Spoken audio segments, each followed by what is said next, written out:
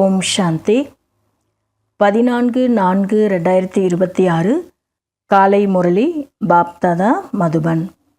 பரமாத்மாவின் மகாவாக்கியம்.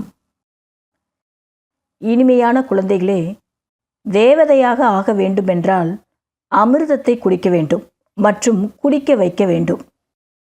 அமிர்தம் குடிப்பவர்கள்தான் சிரேஷ்டாச்சாரிகளாக ஆகின்றனர்.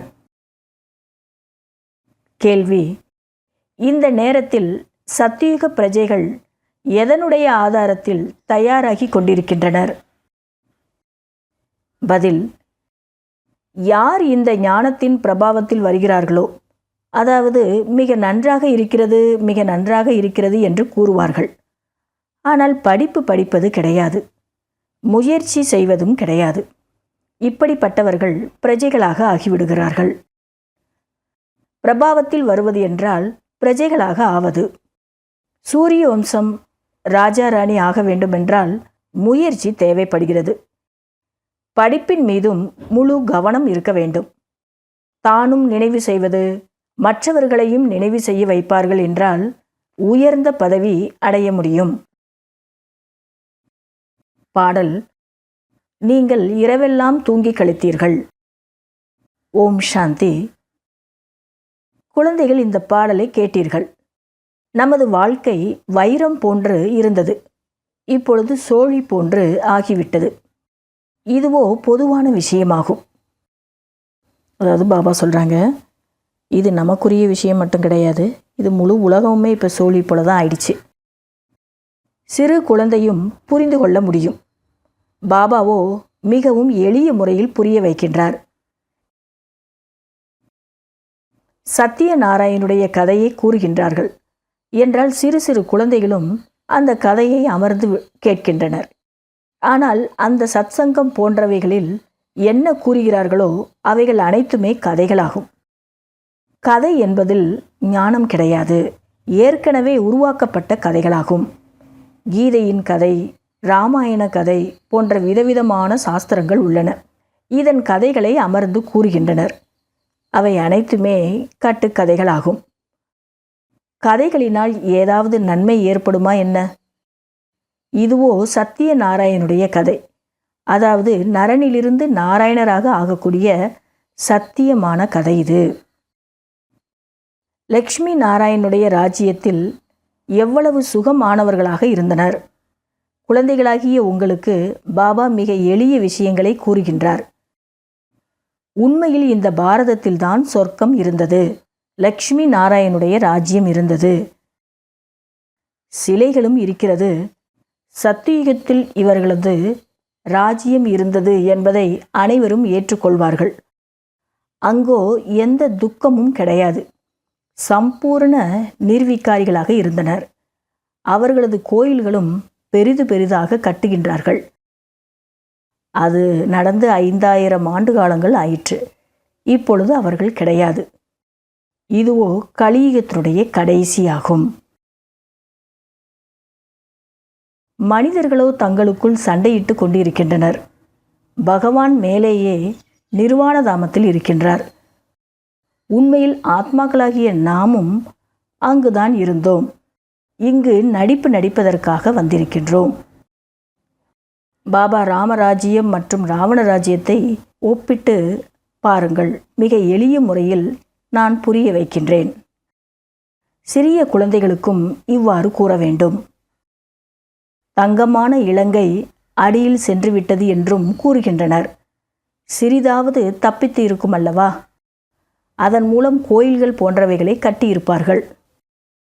தங்க இலங்கை இருந்ததுன்னு சொல்கிறாங்க, அது கடலுக்குள்ளே போயிருச்சுன்னு சொல்கிறாங்க. இப்போ முழுவதும் போயிருக்காது, கொஞ்சமாவது இருந்திருக்கும் இல்லையா? அதை வச்சு கோயில்களெல்லாம் கட்டியிருப்பாங்க இல்லையா அப்படின்னு பாபா சொல்கிறாங்க. பக்தி மார்க்கம் ஆரம்பமானது. மனிதர்கள் விகாரிகளாக ஆரம்பித்தனர். பிறகு ராவண ராஜ்யம் நடைபெற்று வந்தது. ஆயுளும் குறைந்து விட்டது. நாமும் விகாரமற்ற யோகியிலிருந்து விகாரமான போகிகளாக ஆகிவிட்டோம். ராஜா ராணி எப்படியோ அப்படியே பிரஜைகளும் அனைவரும் விகாரிகளாக ஆகிவிட்டனர். இந்த கதை கூட எவ்வளவு எளிதாக இருக்கிறது. கலியுகத்தில் நாம் மேலும் விகாரிகளாக ஆகிவிட்டோம். கற்களால் ஆன மூர்த்திகளை உருவாக்கி கொண்டே இருக்கின்றோம். ஹனுமான், பிள்ளையார், பகவான் கல் முள்ளில் இருப்பதாக நினைக்கின்றனர். இவ்வாறு செய்து செய்து பாரதத்தின் நிலை இவ்வாறு ஆகிவிட்டது. இப்பொழுது விஷத்தை விட்டுவிட்டு அமிர்தம் குடித்து தூய்மையாக ஆகுங்கள் மற்றும் ராஜ்யத்தை அடையுங்கள் என்று பாபா கூறுகின்றார். இங்கே விஷம்னு சொல்கிறது விகாரம். விகாரத்தில் ஈடுபட்டதுனால இப்போ நம்ம தாழ்ந்த நிலைக்கு வந்துட்டோம் அப்படின்றார் பாபா. என்னை ஒருவனை மட்டும் நினைவு செய்யுங்கள் என்று தந்தை கூறுகின்றார். கீதையை மறந்து விட்டீர்களா என்ன? நான் தான் கீதையை கூறுகிறேன். ஆனால் கிருஷ்ணர் பெயர் கொடுத்து விட்டார்கள். இந்த லக்ஷ்மி நாராயணருக்கு இந்த ராஜ்யம் கொடுத்தது யார்? அவசியம் பகவான் தான் கொடுத்திருப்பார். முந்தைய பிறப்பில் பகவான் ராஜயோகத்தை கற்றுக் கொடுத்தார்.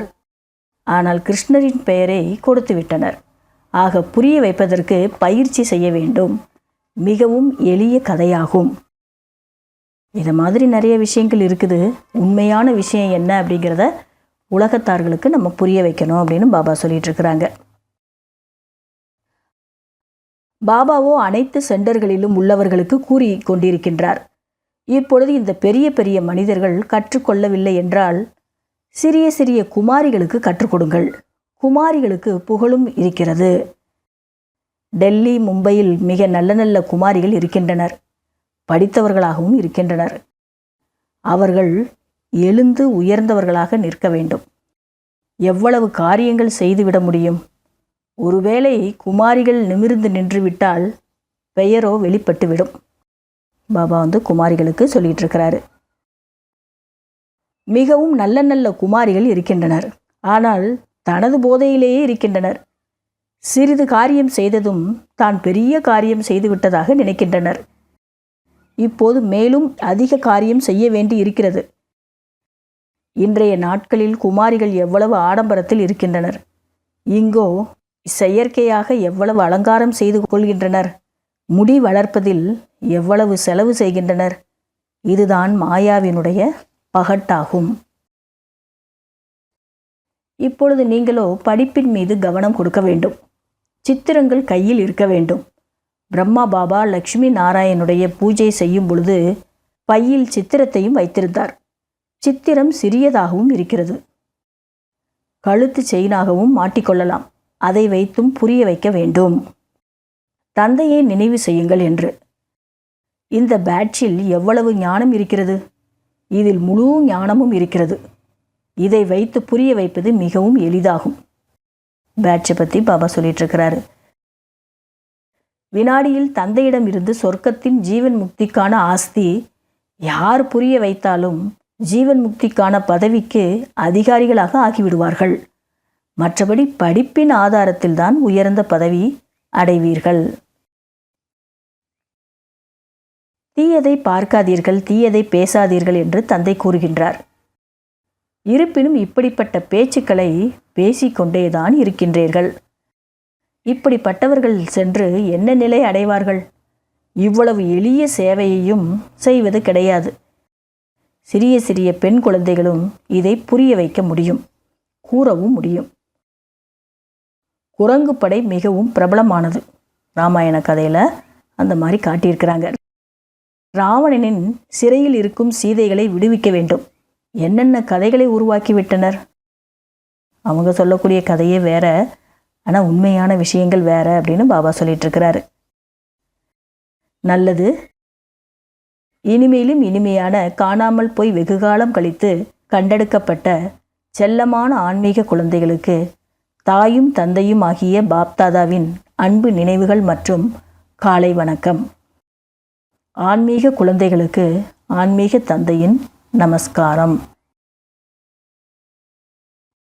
கடைபிடிக்க வேண்டிய முக்கியமான சாராம்சம். முதல் பாயிண்ட், தங்க புத்தி ஆவதற்காக படிப்பின் மீது முழுமையிலும் முழுமையான கவனம் செலுத்த வேண்டும்.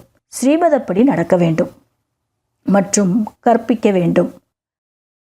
எல்லைக்குட்பட்ட செல்வந்தருக்கான போதை, ஆடம்பரம் போன்றவைகளை விட்டுவிட்டு இந்த எல்லையற்ற சேவையில் ஈடுபட்டு இருக்க வேண்டும். 2வது பாயிண்ட், தீயவைகளை கேட்காதீர்கள், தீயவைகளை பார்க்காதீர்கள். இதை போன்ற வீண் விஷயங்களும் பேசாதீர்கள். யாருடைய பிரபாவத்திலும் வரக்கூடாது. அனைவருக்கும் சத்தியநாராயணனுடைய இந்த சிறிய கதையை கூற வேண்டும். வரதானம். புதிய வாழ்க்கையின் நினைவு மூலமாக கர்ம இந்திரியங்கள் மீது வெற்றி அடைந்து விடக்கூடிய மறுபிறவி எடுத்தவர் ஆகுங்கள். எந்த குழந்தைகள் மறுபிறவி எடுத்தவர்களாக ஆகிவிட்டுள்ளார்களோ அவர்களுக்கு கர்ம இந்திரியங்களுடைய கவர்ச்சி ஏற்பட முடியாது. மறுபிறவி ஆகிவிட்டார்கள் என்றால் எல்லா பக்கங்களிலிருந்தும் இறந்து விட்டீர்கள். பழைய ஆயுள் முடிந்துவிட்டது. புதிய பிறவி எடுத்துள்ளீர்கள் என்றால் புதிய பிறவி புதிய வாழ்க்கையில் எப்படி கர்ம இந்திரியங்களுக்கு வசப்பட முடியும்? பிரம்மகுமார் குமாரியின் புதிய வாழ்க்கையில் கர்ம இந்திரியங்களுக்கு வசப்பட்டு விடுவது என்பது என்ன பொருளாக இருக்கக்கூடும்? இந்த ஞானத்திற்கு அப்பாற்பட்டு இருத்தல், சூத்திரத்தன்மையின் சிறிதளவு மூச்சு, அதாவது சம்ஸ்காரம் எங்குமே சிக்கிக் கொண்டிருக்காமல் இருக்க வேண்டும். புதிய வாழ்க்கை, புது பிறவி, இந்த பிராமண வாழ்க்கை அப்படின்னாலே பாபா சொல்கிறாங்க நாலேஜ்ஃபுல்லாக இருக்கணும். அதாவது பழைய சம்ஸ்காரத்துக்கு அடிமையாகாமல் எங்கேயுமே சிக்கிக்கொள்ளாமல் இருக்கணும். அப்போ தான் மறுபிறவி எடுத்தவங்க ஆவீர்கள் அப்படின்றார் பாபா. ஸ்லோகன். அமிர்த வேலை பரமாத்மா அன்பை கொண்டு விட்டீர்கள் என்றால் வேறு எந்த சிநேகமும் கவர்ந்திழுக்க முடியாது. பாபாவுடைய அன்பை மனசில் நிரப்பிக்கிட்டோம் அப்படின்னா வேறு எந்த ஒரு அன்பும் நம்மளை கவர்ந்திழுக்க முடியாது. இன்றைய அவ்வக்த சமிக்கை. குழுவில் வெற்றி பெற வேண்டும் என்றால் எப்பொழுதுமே பணி உள்ளம் என்ற சிம்மாசனத்தில் வீற்றிருங்கள். இந்த சிம்மாசனத்தில் அமர்ந்து பொறுப்பு என்ற கிரீடத்தை தரித்து வருங்கால பதவியை அமைத்து கொள்ளுங்கள். சிம்மாசனத்தில் இருந்து இறங்கி விடாதீர்கள். அதன் மேலேயே அமர்ந்து வேலை செய்தீர்கள் என்றால் வெற்றி கிடைத்து கொண்டே இருக்கும். இதற்காக முதலில் நீங்கள் என்ற பாடம் உறுதியாக இருக்கட்டும். இதனால் உங்களுடைய சங்கல்பம் அனைவருடனும் சுலபமாகவே ஒத்துப்போய்விடும். நல்லது. ஓம் சாந்தி.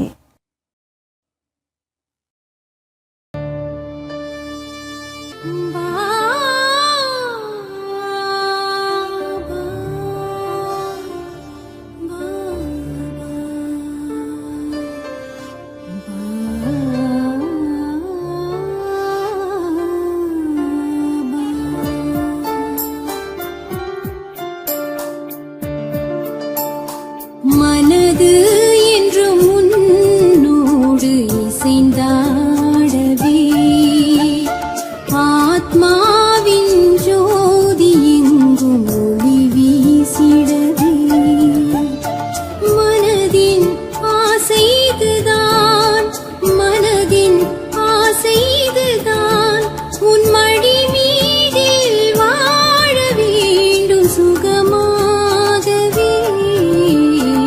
மனது என்று முன்னோடு இசைந்தாடவே